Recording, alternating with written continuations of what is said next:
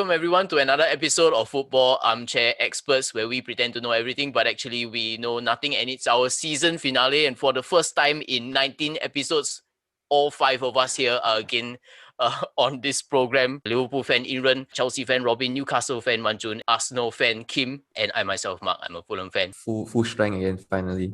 Oh my god, Arsenal sucks. We first have to thank all of you for voting on Instagram, on Facebook as well, for contributing on our awards for the end of the season, for perhaps manager of the season, player of the season. So stay tuned to find out if your vote made a difference. Maybe we can start off with the last day drama first before we get to the actual awards proper. Leicester, Chelsea, and Liverpool all spend a bit of time each at third place in the table.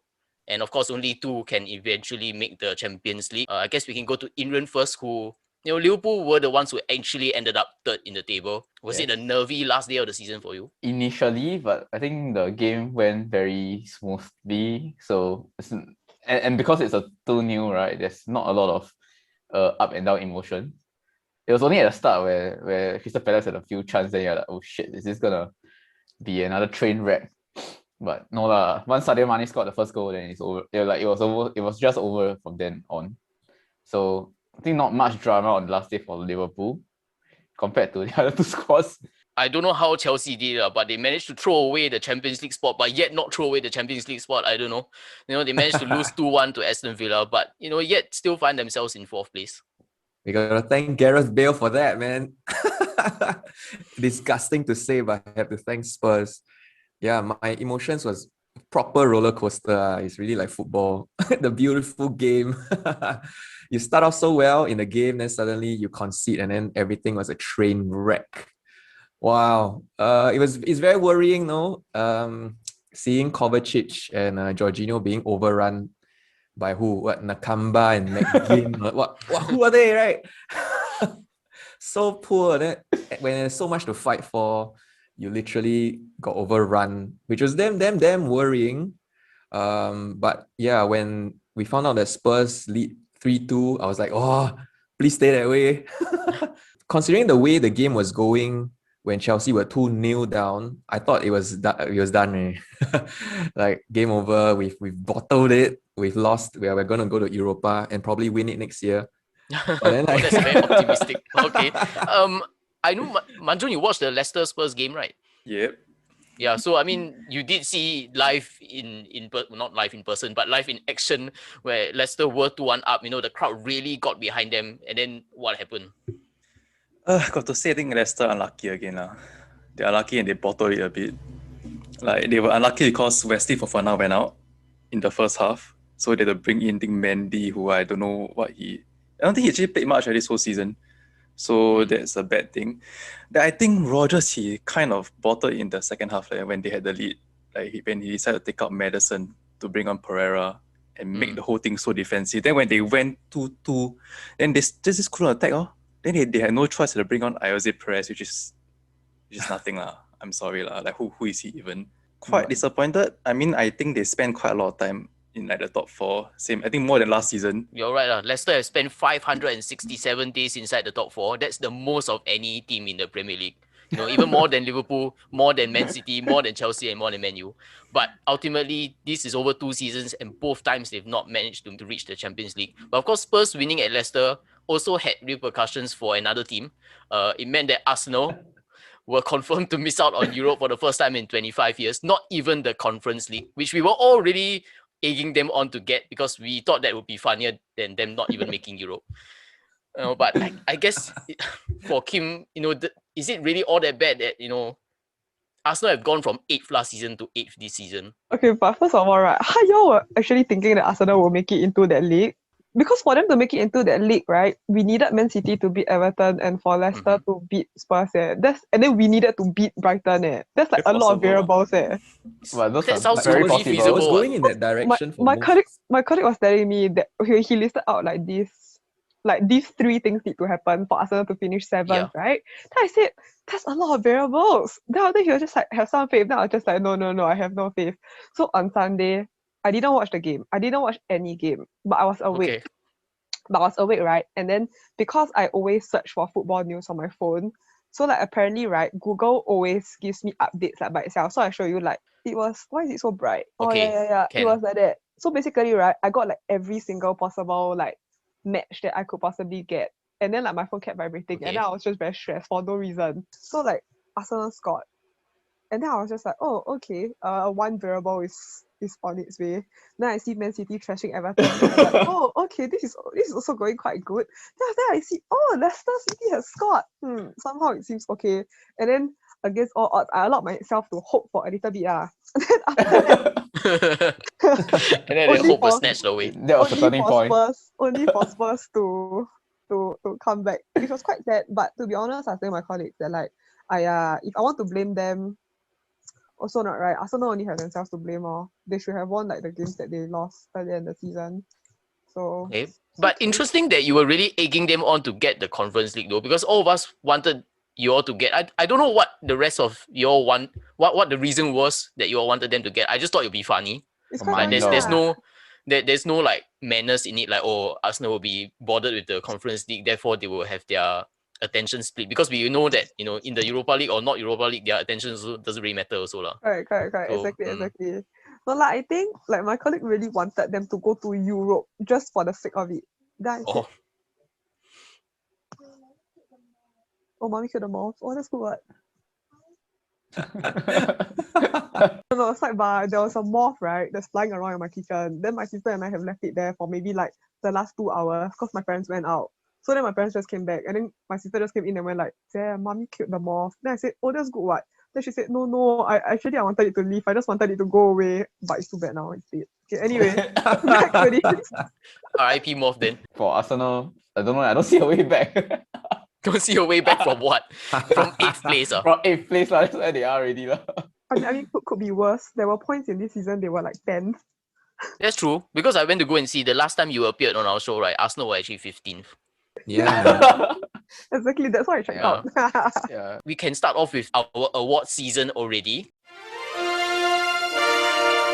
Start off with manager of the season. The 4 nominees we have are Marcelo Bielsa from Leeds United, Pep Guardiola from Manchester City, David Moyes, West Ham, and Brendan Rodgers, Leicester City. Maybe you can start with Imran. Who do you think deserves manager of the season? I know that you actually said your ex-manager, Brendan Rodgers.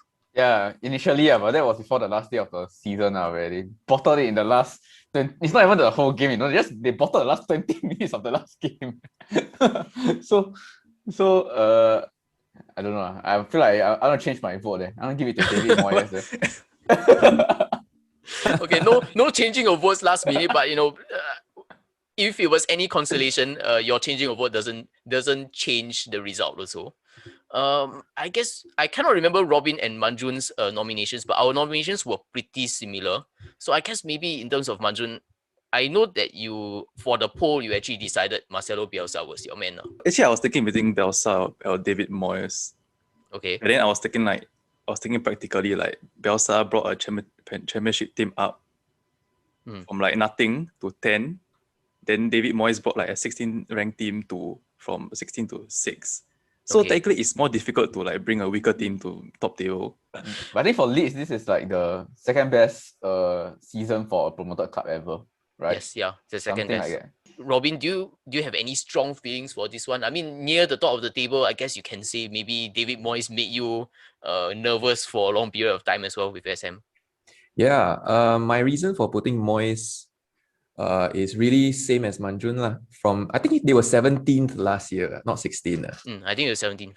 Yeah, so 17th. But if they were in Champions League positions, right, like confirmed manager of the season, now at least can debate Guardiola versus Moyes for me lah.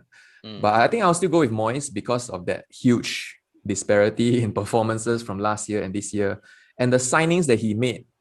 I think no bad signing. In fact, all of them even performed Craig very Dawson well. is a pretty good signing also. Yeah, Weirdly enough.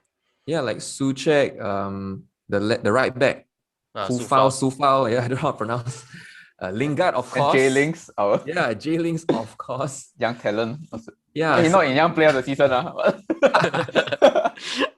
The counter to him is that last season he massively underperformed, whereas this season he just totally overperformed, right? So Does he really deserve it? I still think yes lah, because he still need to sustain the whole season and to get Europa League ahead of like Spurs, Arsenal, Everton is still no mean feat lah for a West Ham team. Everybody was writing off. I guess Kim, like as a person who has like watched the title race, well, there wasn't really a title race this season.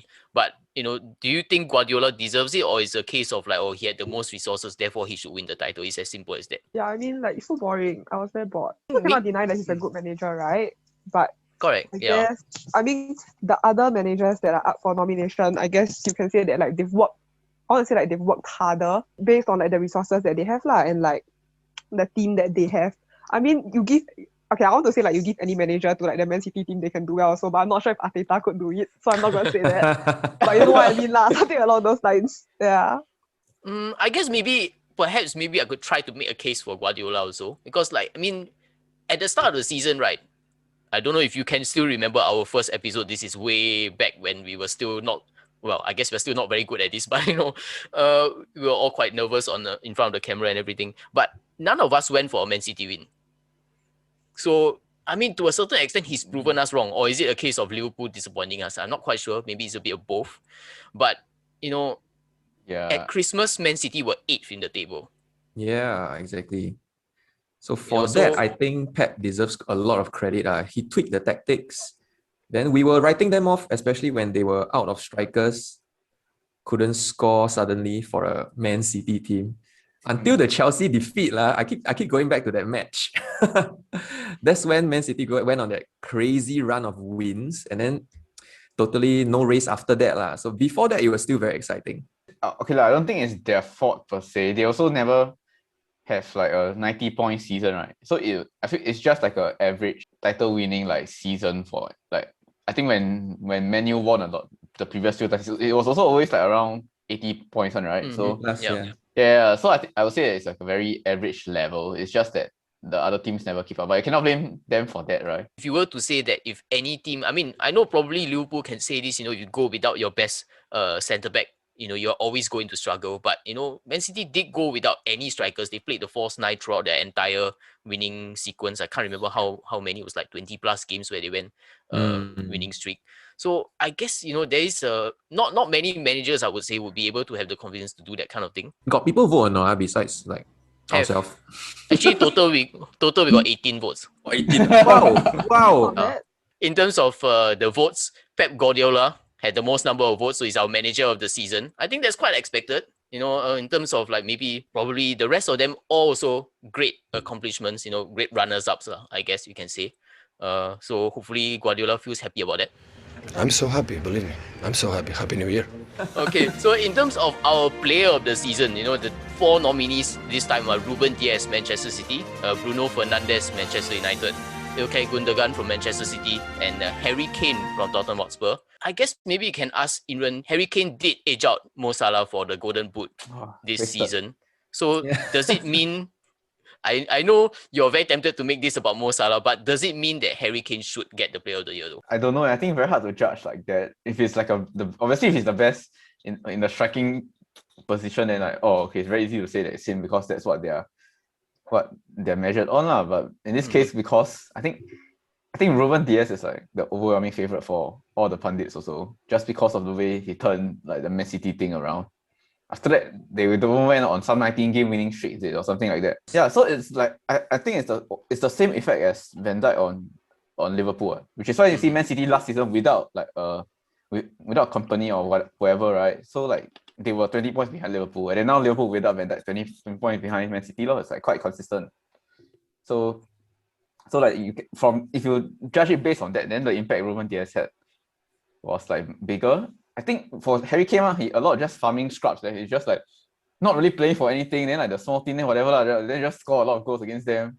I mean, if Harry Kane scored these goals and Tottenham won the league, then give it to him because he carried the team to something. But now he carried the team to the European Conference League. So nothing. I'm trying to remember who nominated who, but if I'm not wrong, Robin nominated Ilkay Gundogan. Nominated, yes. But end up, if I had to pick one, it's still the Ruben Dias.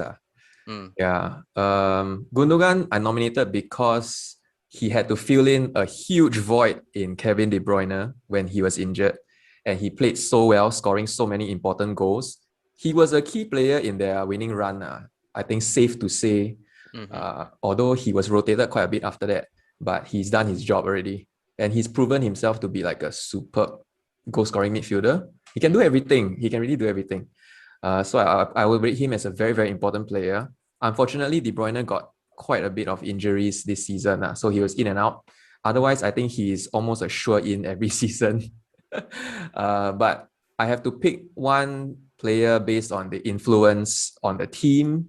And naturally, we would gravitate towards the winning team, the champions. And it's none other than Ruben Dias, or exactly the same effect as Van Dijk, like Imran said. So if we gave it to Van Dijk, like I honestly felt Van Dijk was last year's best, no doubt. So same this year, Ruben Dias, crazy lah, young player, but he playing like I don't know how in his prime, he's only 23, 24. Some credit has to be given to Ruben Dias. A lot of times, a lot of pundits always say it takes a very, a significant amount of time for players to bed into a new league. This is Ruben Dias's first season in the Premier League. I guess, a bit boring to keep harping on Chelsea's troubles with transfers. So I guess maybe can ask Kimberly instead. I mean, Arsenal have had a few new players coming in this season and haven't exactly bedded in most of them very well. So I guess, there is some sort of credit to be given to Ruben Dias for this. Also, I agree. I mean, did we have a poll on who was like the most disappointing signing of the season? Oh, Have. God. We'll get to that a bit later. Yeah. I'm very sure I picked the Arsenal player. Wow, Willian. It's free though. I think it was Party. Was it Party? Yeah, it was Yeah, Thomas yeah, Partey, yeah, but not Yeah, to yeah, spoil yeah. it, but yeah. I mean, that's who I picked. If I recall correctly. I'm quite sure. But I guess interesting parallel, Thomas Partey is a defensive type player also, and he hasn't exactly fitted into the Premier League very well. Yeah, but different lah. One team doing well, one team like shit. It's like, how you gonna get in if you're in a bad team? Okay, arguably, Like, there's only so much he can do. Yeah. Oh my God, I mean, arguably, like for Man City, it was the same. But John Stones was basically useless before this season. He came once Ruben Dias came in, became like the rock at the back. Suddenly, John Stones also looked quite decent also. Like now he's being selected for the England squad. I guess maybe in terms of the one candidate who we haven't mentioned yet, probably can ask Manjun for this. Does Bruno Fernandes deserve this? I was putting on the spot for the Man U question, but in a way he should be in contention because he leads all the individual stats the most highly for Man U, and you can say it's on a winning team lah. They finished second, so if you judge it based on that, the best player on the winning team, then you can give it to Bruno Fernandes lah. But I just don't like him, so that's why I never give it. Okay, at least you nominated him. I didn't even nominate him, so at least you have that. Yeah. No, but if that's the criteria, then I can say Mo Salah too, even though it's like he didn't almost get a golden boot. So that's already more stats than Fernandes. So Yeah, but then I didn't gauge it this way lah. End of the day, I took it like more of like MVP kind of thing. So you take the fucker out of the team. Like what will the team happen? And to me, Spurs is Harry Kane lah. You take Harry Kane out, they're gonna be like 12 or 13 at the table. I don't think you take Mo Salah and replace him with Jota. I don't think it'll be that much a difference. They could still challenge for top 4. Not really a surprise for most of us in terms of who this award would go to, but it was a lot closer than I thought it would be. Apparently, we do have quite a lot of Manchester United fans watching us. So, just by 2 votes only, Ruben Dias is our player of the year. Luckily, common sense has won out. Thank you to you, and thank you to everyone who has voted. who did Ruben Dias beat? Fernandes. By just 2 votes lah, yeah. The other 2, Harry Kane actually got 0 votes. Gundogan only had 1. So it was very much a 2-horse race between Ruben Dias and Fernandes, and it was pretty close. I guess It's a in terms fair of- vote lah. Fernandes is a fair vote lah. Yeah, To be it is fair. I think I mean- even if Bruno Fernandes won, I think Mark always close both eyes and just give it to like Bruno. No, No you one can vote check for the Bruno. results if you want. Even if a Man U player won, I would be fair and say that a Man U player has won. You would say lah, but you won't discuss it lah. I was just like, okay, this one, and then we go to the next one. In terms of young player of the season, we talk about players of the season. Of course, Jesse Lingard is not in this category. just to state it up front, he is now more than 21 years old. He's not eligible anymore. But there is one player here who is above 21. Robin actually emphasized to me to make sure that he is included in this. Is it Mason Mount? Mason Mount is, even though he's 22, he did start the season 21, so he is eligible for this. So he is one of our nominees. Mason Mount, one of 2 Chelsea nominees. Reece James is also in the run for this. Phil Foden from Manchester City and Wesley Fofana from Leicester. There was actually a tie. I actually had to ask Imran to break the tie for us. Declan Rice from West Ham also had. Oh yeah, he's young also. I forgot about him. Same age as Mount, okay? Same as Mount. But I hear Declan Rice name all the time, You will think that he's older. Yeah, because I thought he's like mid-20s it is. I forgot about it. Yeah. So I guess honorable mention for Declan Rice. Maybe, his marketing team or PR team not exactly doing their job. A lot of people don't know he's in the running for a young player. Because he never played that many games, that's why. No, Actually, he's played a playing lot. most of West Ham's I games. thought he was injured for like last 10 games or like A few games. Yeah, then Last that's 3 or 4 lah. Not Really? a lot. Yeah. But can I ask, did anyone else vote for like Saka? Nabi, I vote Saka. Yeah. Bukayo Saka. For young player, Manjun, do you vote? I think I vote Saka. I put Saka over Mason Mount and Reece James. Oh. Oh, okay, interesting. Yeah. Any reaction from Kimberly? I'm quite as a surprised that they contender. have brought him up. Oh, okay. Yeah, Okay, I even voted. there I were- even there considered were Emil games Smith here. Rowe. Oh yeah, but then there were games here and there that Emil Smith Rowe did not bad. But not Yeah. consistently lah. I mean, in the games that he got to play, I think he did not bad. But you cannot compare to like all your other people. No, lah. But I think for me, in terms of these players, right, no chance for Bukayo Saka and Emil Smith Rowe. I mean, we're talking about players that have actually made big impacts in significant amount of games for clubs that actually did something this season. So I think In my in terms defense of for Emil Smith Rowe, that boy looks like a fucking boy. And he looks so young. He looks like 15 years so old. So the bonus fact that a points for how 15-year-old young could he is. play in the Premier League, I think he should win the award. Yeah. Okay. But if I think about it, I might put Saka above Reece James because of the impact he had for Arsenal versus Reece James for Chelsea. Didn't know Reece James was so young also. Yeah, I Yeah, actually had that's to why. Google that because I wasn't sure about Reece James also. Yeah, I had to Google everybody Yeah. also. So it feels like the Reece James or Trent conversation going to go on for 10 years after this. Or probably For lah, life. yeah. For Yeah. England. yeah, it will go on for sure. I Okay, guess let's stick with our 4 nominees. this just to give you a little bit of how the result was. It wasn't close at all. But Oh no, it's Okay. still Foden. It's the Foden, right? It has to be Foden, right? yeah, Phil Foden won. I think this is the biggest margin. No, second biggest margin of all our awards. So yeah, Phil Foden, Young Player of the Year. Robin, any complaints? I mean, both Chelsea players missed out on this. No complaints at all. If it's not Mount, it's Foden. For me, these are the top 2 Okay. on the list. So it's either or because their impacts on their teams were the biggest, I would say. And Foden, I guess he had more of a burst onto the scene type of season this year. Whereas Mason Mount, and maybe because Mount played a lot last year, so people started to write him off and didn't really consider him young player anymore. So that could be a reason. But Foden, super exciting. So I think fair play. I have no complaints. Still a worthy winner. Okay. Manjun, as a person who's always supporting the non-traditional teams, right? Yeah. Wesley Fofana got 0 votes. Because all our friends are casuals, that's why. But yeah, Okay, way to offend everyone, but okay, yeah. casuals. Okay lah. I think he should at least be getting some votes because I think he sort of carried the defense a bit for Leicester. Because in my humble opinion, Surenchu was trash the whole season. I think he tied his head up too tight already. Cannot know how to defend. So then Fofana had to carry a bit. Yeah, but regards to Phil Foden, I think he should be the winner. For me, he starts in the England team for Euros. That's how much I rate him. So yeah, I think worthy winner lah. Oh, I have to pick Imran up for this because he Oh, was no. a big critic of Phil Foden and Mason Mount Damn at the it. start of the season. Right? Yes, Now yeah, suddenly I these remember. two are like the contenders for the Young Player of the Season. Did Cannot England lah. vote any Liverpool player? Don't have No, don't have. Reece Williams. Oh, okay. no young players left. I think Trent also not 21 anymore. So Yeah. I checked but Oh, yeah, if I have put him in, from what I said was at the start of the season, at the start of the season, Man City and Chelsea was still quite trash. So in my defense, Nobody saw this come. Oh, that's true. Yeah, I think to be fair, Phil Foden, like Robin said, really burst onto the scene, really took us all by surprise. It was that, I think, that extra factor which won him more plaudits than Mason Mount now. Because Mason Mount has also surprised me. I would agree with Imran actually at the start of the season. I thought Mason Mount was a little bit overrated also. But I guess, there's been enough Chelsea games that I've watched and he's always been consistent. I think that's the key for Mason Mount. But probably consistency isn't quite as glamorous as Phil Foden's goals and assists.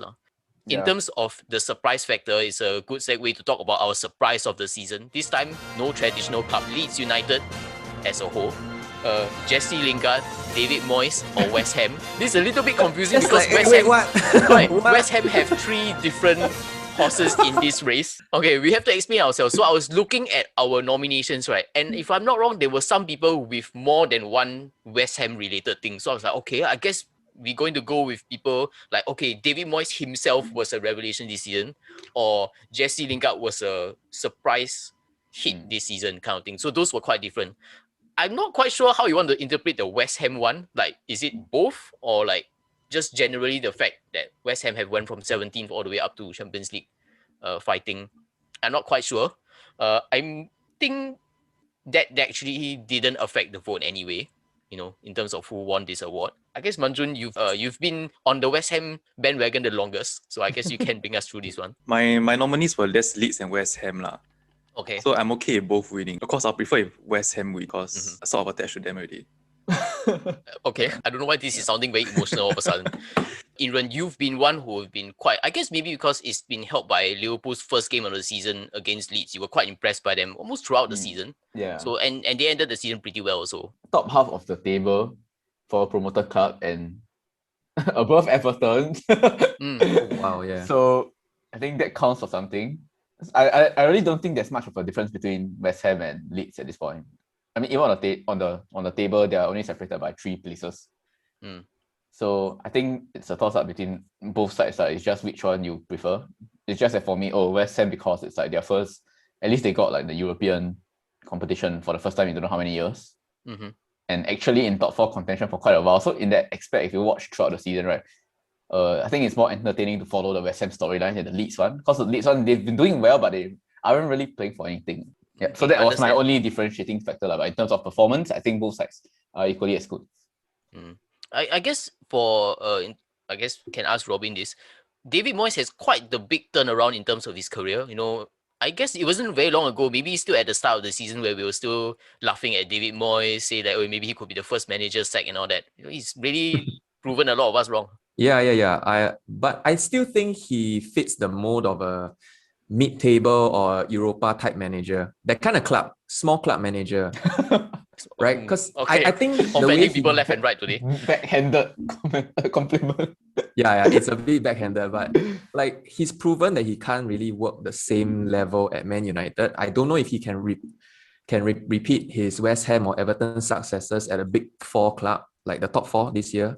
Mentality-wise, I think very different. The way he sets his team up. I think I heard Rio Ferdinand talk about David Moyes' training style. His focus is more on stopping the opposition first, then you try to counter and then score a goal somehow. Which was against the Man United ethos, right? Of like, we play our game, they worry about us. So that was a very valid and interesting point to hear. So I think he suits West Ham perfectly, like any of those Europa clubs. He can take them far, and he's proven to be a very successful model in that sense.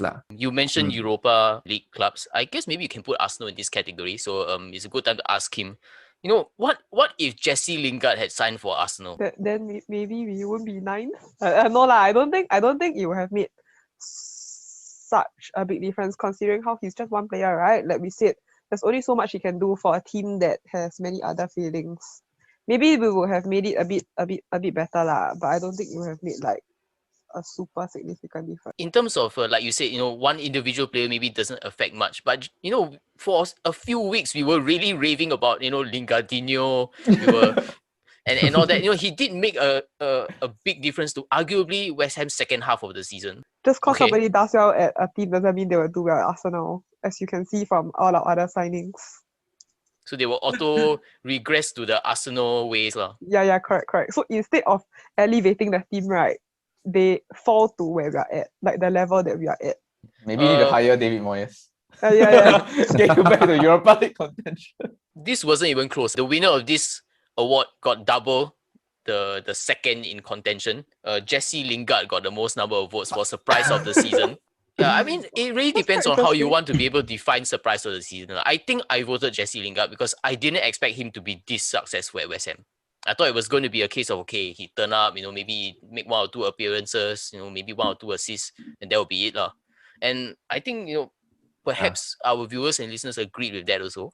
Kimberly already mentioned a little bit about disappointments of the season. I guess it's a good time we talk about surprises. We also talk about disappointments of the season. This was left a little bit up to your imagination of how you wanted to be able to nominate. The 4 nominees are Everton, the promoted clubs, no title challenge, and Spurs and Jose Mourinho as a combined entity. Can start with the Liverpool fan. Everton have had a disappointing season. I remember saying that it's where they should be last week, but like not now lah. Now they 10th lah. Last week they were like Okay. 8th or something.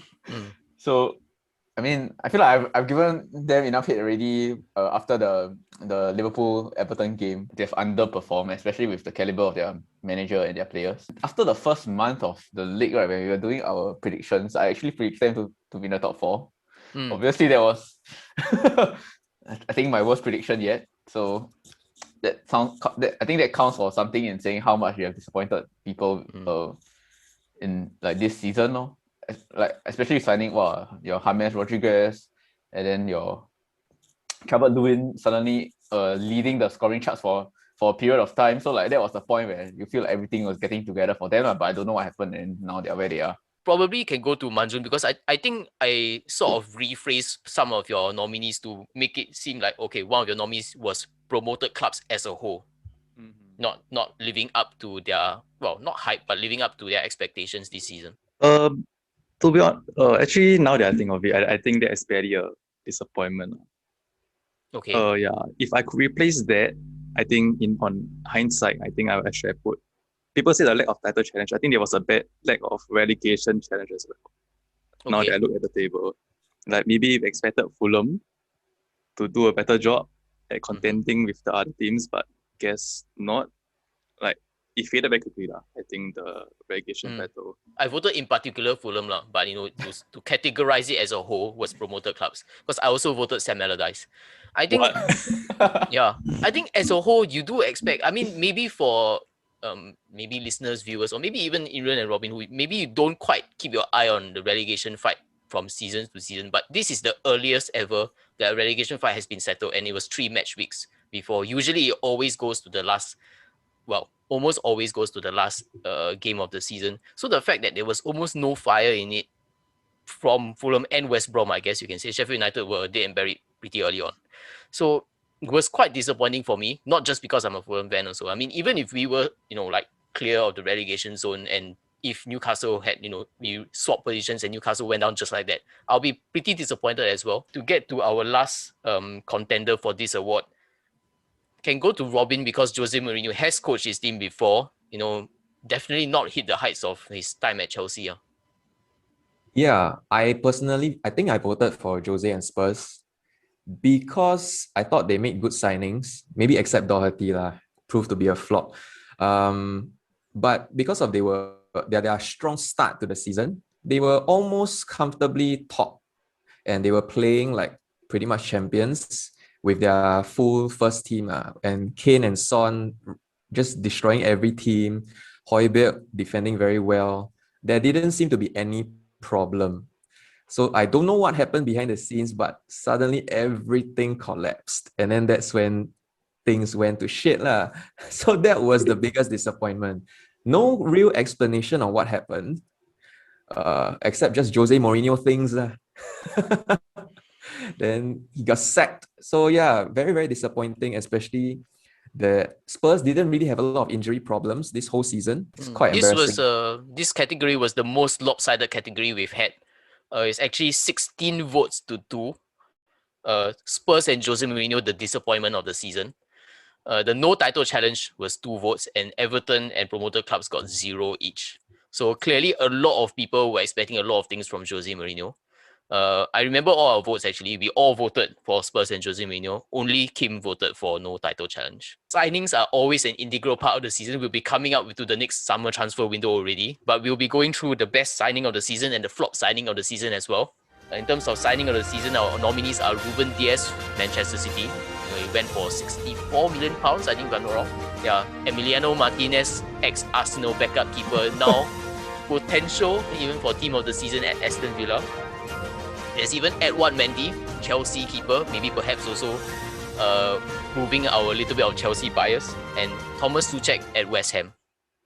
I guess maybe a little bit of caveat, I guess, is that Thomas Tuchel was actually on loan previously, then converted to a permanent transfer, I think, this season. So perhaps, if you want to be pedantic about it, is he a new signing? Not really. So I guess maybe that's why some people didn't vote for Thomas Tuchel, or maybe they just didn't know who he was. Casuals. I guess in terms of, I guess we can start with Emi Martinez at Arsenal. Kim, I don't know, because Bernd Leno has had an okay season. He's had some mistakes and all that, but do you wish you'd kept Emi Martinez instead?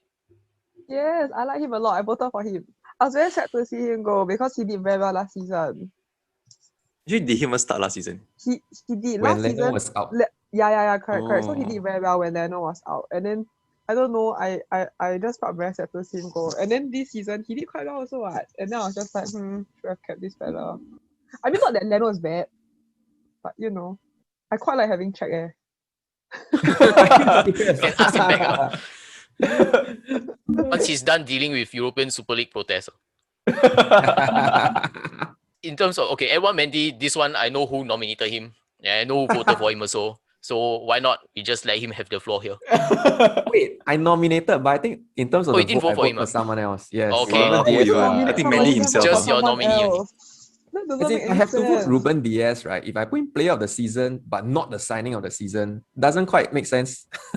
It depends on your criteria for signing of the season. He cost 64 million in a sense, so you can wage it out. Okay, you can play budget valuation, but Harry Maguire cost 80 million, also like that. no, but I still put Ruben Dias, but I have to nominate Mendy because the impact he had on the team. I could have gone for Thiago Silva, but that was a very long team. But he was injured for quite a bit. I could have gone for Thiago Silva, but he was injured quite a bit. So I chose based on influence on the team, the impact that they had has to be immediate, right? So I could have put Cavani, but I think he didn't play enough, to be fair. And for Mendy, I think he really changed Chelsea's defense. He enabled us to keep so many clean sheets. If it was Kepa, hell no, man. Hell no. We will definitely be Europa League next season. Definitely. So Mendy is easily the one missing piece that improved Chelsea's spine immediately. It's an immediate improvement. Kepa for the Champions League next week. Possibles, yeah. Wow. Yeah, you talk so much talk later. You hurt his confidence. Yeah, you watched our show accidentally. I mean, it's either him or Richard Wright lah. So you can choose lah. Which you want. Carson, sorry, it's Scott Carson, boy. Scott Carson. Is it Scott Carson? Oh yeah. Well, the ball can go through his teeth in the mid. I mean, let's not go there. I can see the shot for Mendy, but I don't know. It's very hard to say whether is it really down to Mendy, right? Because even when he was there, Lampard still get fired, and it was only after Tuchel come in that the defense did well, right? So in a sense, they complemented each other, but it's also there are other factors at play. Whereas if you compare it to Ruben Dias, it's more of quite straightforward. Okay, they were shit, and then he came in and then they became good. Yeah, and plus with the whole player of the season thing, it's like, you win the player of the season, obviously you will be the signing of the season, regardless of the price. No point holding it for much longer. Signing of the season is Ruben Dias. He's got majority of the votes. I think it's try and count 10 votes compared to Emi Martinez's 4, Edouard Mendy's 1, and Thomas Tuchel's 1. You have signings of the season. You also have flop signings of the season. Our nominees for this category. My favorite category. Ryan Brewster from Sheffield United, Thomas Partey from Arsenal, Thiago Alcantara from Liverpool, and Donny van de Beek from Manchester United. No surprises here. Manjun did nominate Ryan Brewster. Guys, it's from the start. I never left my position on him. He has failed me from the start. But can I just say this was my favorite category? I had so much fun thinking about 2 minutes of who to put here. So I had like 11 names in front of me. Wow. Who were flop of the Do you have season. any honorary mentions that didn't make this list? I had 2 Arsenal players. I had Thomas Partey and Cedric Soares. Okay, had- Sergio Suarez was on a free though. I had but William okay. Jose from Wolves. Mm. I had Minamino. I had Kai Havertz. I had Nathan Ake. I had Oliver Burke, also Sheffield United. And I had Matt Doherty. Wow, okay. Yeah, Actually, so- pretty good list. You can have a starting XI for all these players. Right? I think for me, my criteria for flop of the season, because I guess you have to define how much of a flop does it have to be, because it's very easy to just appear, don't really play very well, 0 goals, 0 assists kind of thing. But for me, it's in terms of how much impact it made on the club going forward. And I think for me, this was easy. It was Ryan Brewster. We joke about like potentially the transfer budget for next season or so. But I think even if it's just this season, they bang on just one player and it didn't work out for Sheffield United. They finished bottom in the end. So I think for me, it was Ryan Brewster. But, I guess in terms of Kim, you must have been pretty annoyed with the whole saga about, it's going to be a party at Arsenal. Sadly, not much of a party. Yeah. That stupid fun. I was sick of it after like a week. I just knew it wasn't going to be a party. So I guess your vote for Thomas Partey, I'm quite sure I voted for him. Yeah. I didn't really read about that. I didn't really read the other nominees or follow their performances. Oh, okay. You just saw the bracket Arsenal. You're like, okay, choosing this one. Confirm is this loser. Yeah. Oh my god. I guess for England, I know you didn't vote Thiago, but he No is in our lah. nomination list. Yeah, I do don't- you consider him a flop though? No lah, I don't even know why he's on the list. Yeah. It's like Why? he's not even really a attacking mid. He's like also quite in the middle of the park one. So which sort of explains his lack of goals or assists. Mhm. But especially in the last 10 games for Liverpool, he's been running the game quite well. So I don't see why he's inside there. I'm Yeah. surprised my nominee wasn't inside. I only voted Yes. for one guy. Yeah, England only voted for one person For- here. for- He for all the voted for categories Timo lah. Werner. And the reason why he's not inside, right? So I couldn't include your only nominee is because Robin, Manju, and I all didn't put him in our 5. Like there were too many to squeeze in. In terms of the last nominee who we've not mentioned, right? Donny van de Beek. Oh. Robin, do you expect him to be in this situation right now where he's not really getting many games for Man U? No, I think I nominated and voted for Van der Beek Okay. because I was quite excited to see him play, but he didn't get any time on the pitch at all. So it felt like a totally bad decision for him to even sign for Man United, which at the time sounds very exciting. So he was my disappointing signing of the season. And I see Ryan Brewster, I know everyone else will put him, so no point voting for him. I'm quite sure he'll win. So I picked Van der Beek. Then But I guess arguably in terms of Van der Beek, like you did say he hardly got any minutes on the pitch. So how much of that is his fault though? Like Ole just doesn't play him.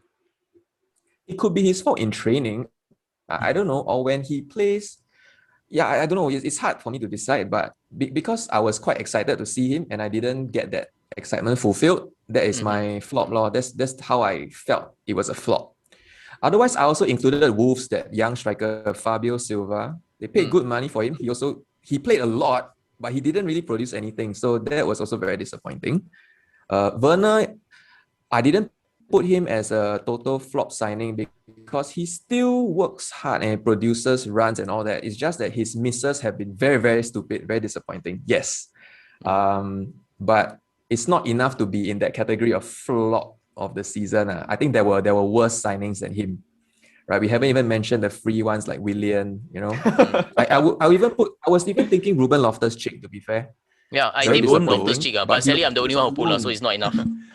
Yeah, I wanted to put him, but he was loan, and I didn't know whether to include. Yeah, There are too I many think bad this people. category has too many contenders already. The low, the heart not there, so cannot blame them. You know what I mean? Perhaps. Full I of know, their man. team are all machinery, so you cannot blame them.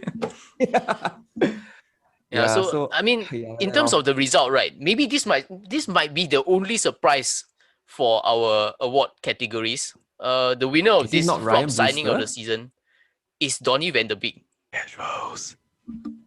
Huh? I say right here, guys. It's all the Man U fans, right? Cash Rose. Yeah, I think we have surprisingly a lot of people who are Man U fans who are watching us. I don't know. Donny van de Beek, this is the closest result though.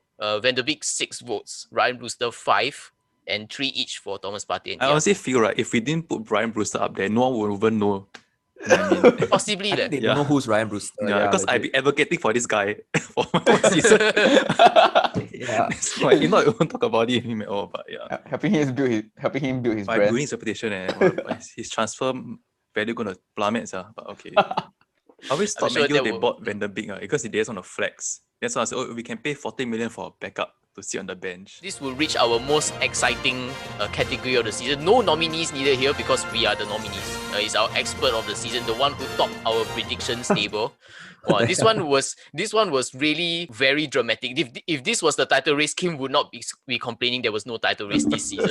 Yeah, hey, wait, pause. I just Right. want to say something, right? Like every week, right, I see you update, then I just like, oh wow, I'm like winning this, and somehow, right, like my predictions very good. Then suddenly he say, hey, Robin has got. Then I was just like, from what? Actually, it's like silent killer. Like I didn't see it coming. Also, it's like a slowly, like oh, he did I. overtook Inran, Only- then he overtook Manjun, then he overtook me. It's like oh my god, he's second. Only like 3 weeks ago only or something. Then you suddenly brought it to our attention, right? No, because it was only 3 weeks ago. He leveled on points with you. If I'm not wrong. Why you never give any warning in the earlier part? Yeah, complacent the whole season, eh? Seriously. Yeah, you got Okay, complacent. like honestly, right, when he overtook Inran, this wasn't big news lah. It was like okay lah, now he's fourth, that kind of thing. Overtook Manjun, then okay lah, now he's third. Then he overtook me. Oh, now suddenly it's become like a 2-horse race already. What was the final like points? I think the second last match week, Robin was ahead of you by 4 points, if I'm not wrong, or was it 3 really? points? Oh wow, okay, then. Yeah. So At of course, halftime I was winning on Sunday. At halftime. At halftime. yeah, I actually had to scramble to go and calculate the halftime scores for this one. Don't have a live table for this. Yeah, Kim was actually ahead at halftime. I think you were ahead by 3 points. You actually overtook Robin. Robin didn't have a very good last day of the season. Terrible, Manjun in dude. particular was on track for our best ever week. Whoa. Sadly, Walao, yeah, he was having like four clutch. four exact results, 4 correct results, but eventually results did change. I think one of those was the Leicester result also. In the end, Manjun did win our last match week, but it wasn't a record. It was just by a bit. But also it means he's won the most number of match weeks. How does it even happen? But okay. Like that, lor. Oh, so for overall, right, I'm going to go from bottom to top for Oh, no. suspense purposes. It means that Manjun finished on 161. Imran had a pretty good week also, but I mean, in the end, because Manjun had a better week, he managed to close the gap on you. But Damn it. Imran close the finished on gap. 165. I mean, Oh, this is the final table. It's not going to change anymore. Never drop down. I had a pretty bad week the last week, so I was out of contention very early on already. I needed a very good week to be able to challenge. I finished on 178. So It of is quite course a big it was difference Oh my god, that between gap. Yeah. you and Inran, yeah. That mid-table gap. yeah, the gap was quite big. The relegation fight is clear. I can see who. No mid table, it's just the top 3 and the bottom 2. So in the end, it was a 2-horse race. Even when I was calculating the last few like results for the full time, right, I was thinking like, wow, this could go either way. And I think, wow, cannot remember which result actually made the difference. Let me try and see since it's our last week. Might as well see. Oh my god, I he think really the like difference- putting Wow, us this is so in exciting. suspense. I must have listened to anything. Oh my god. Some correct result. Yeah, Optima. I think the difference might have been Wolves Manchester United, that result. A random game. Because 2-1. it was a random game. Because Again, Man U. eventually Kim won by 1 point. Oh, Kim shit! 185 and Robin 184. Ah, Sorry. Thought she bottled it in the last week. Yeah. So unlike Leicester, did she a didn't Leicester. bottle it. Yes, I want freaking Robin, you something. bottle it. Sia. I reflected Hey. Chelsea's on pitch Not performance. bad eh. Catch up. Oh, not bad, not bad. Yeah. But this should have been our first award. This is like our most anticipated award. Okay lah, you can edit it to be at the front. Yeah, can also. Who cares about the My rest? prize, This is my why. prize. But yeah, that was altogether a very good last day drama as well. Like in terms of our own table. I mean, Who knows? Maybe we might still have another table next season also. I guess maybe you can wrap up with like, I don't know, you want to say moments of the season? I think I have to thank Mark for having hope in Fulham because that was the start of the downfall. I think that was like 10 games before the end. That was like match day 29 or 28. 10 games left. I think Fulham only got 2 draws, Yeah. 2 points in the last out of 30 points. So I have to thank you first and foremost. For saving my club. Because after this, we went on some super run. Even I couldn't believe it. But that's down to Newcastle, not down to Fulham. It's just Yeah, that's Fulham true. It never- wouldn't have made a difference. Just that That's true, Fulham that's never, just that Fulham never keep up. But something has to spark it. I guess, yeah, if like Yeah. you said, to borrow your phrase, if we didn't tickle your backside, that would have happened.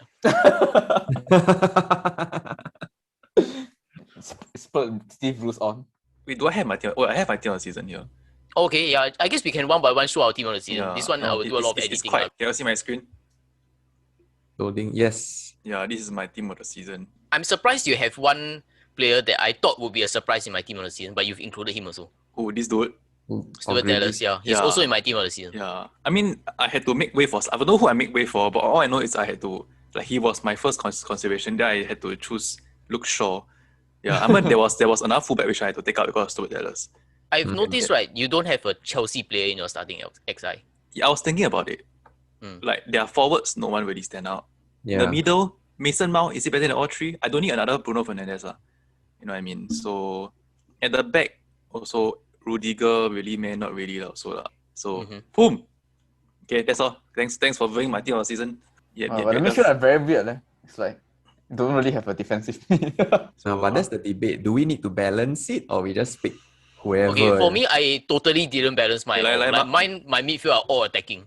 Nice. Okay. I see Mason Mount inside that there. is how to squeeze in everyone, ma. Otherwise, like, yeah. Son. Hey, Mark, show your screen. Are you showing your screen? Wait. I need to learn how to do this. Yeah. It's only one button. You learn it very fast. No, Pick it yeah, up but quickly. no, as in, because I the saved green mine, but button. it's not on the how to say, a browser page now. Let's go. Still disappointed. Wow, look at this formation. Amazing. What the shit. Yeah, have to like Christmas tree formation. This one. Wow, the very nice, very nice. I like. Wow, Mandy picture. I tried them to squeeze scary. everyone in, but I couldn't find a place for Salah because then I need a front three lah. Then do I put like Mason Mount there? Then I take out one of the midfielders also.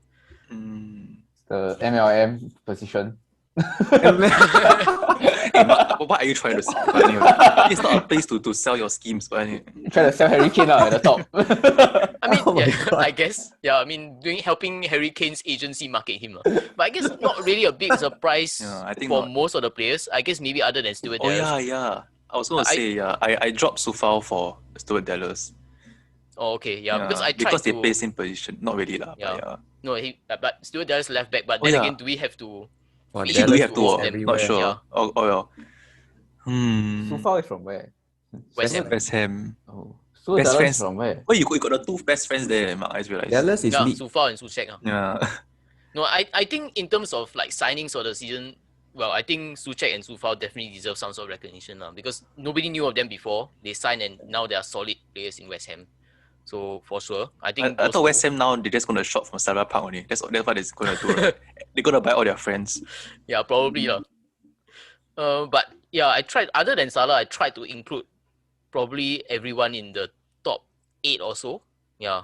Hey, why no Jack Grealish though? No, I think He okay. I injured, would have included Jack Grealish, Injured but too he was long. injured for too long. Mm. Yeah, otherwise I think confirm team of season. Yeah. If not, probably Jack Grealish in for Mason Mount or yeah, for I think Gundogan. so. Yeah. Robin, do you do one like team? I think I will see at least a three bit more Chelsea, conservative. three Confirm Chelsea more players. Chelsea bias one. Yeah. I will see 3 Chelsea players. Let me see where's the 3 Chelsea players. Or Heung-min Son inside. Two. Oh, 2 only. Yeah, okay. Or Cancelo inside. You Cancelo inside. Why though? For me, Harry Cancelo had a poor Maguire. end of the season. Maguire is the one that's very difficult to pick. Because I don't like him. I think he's quite clumsy, but somehow still can keep clean sheets at the end, at least for the run into their second place finish. My God, there are 3 menu players inside, guys. This is them pro. Three man? Really? Yeah. Shaw. Yeah, Your yeah, left yeah. side is all menu. That's true. Yeah. Yeah, you Oh, put yeah, Rashford yeah. there. I This think will that's it. irritate Manjun quite a lot, but wow, this is all traditional big 6 players. Yeah. Yeah, I have to pick the more consistent ones also. Shaw is very good, surprisingly lah. Shaw and Maguire surprised me a lot. Fernandes is no question. Diaz, no question. Mendy, obviously, I have a bit of bias, no doubt. Then Cancelo is the one, right? I think he surprised me because of his flexibility and his fitness lah. Like he played right back, but he ended up all over the pitch. He's like Guardiola's utility man, the Philip Lam. So and whenever he plays left back, right back, he always does pretty well. Mason Mount, because he's very consistent, it's not easy to be. Because it's Chelsea.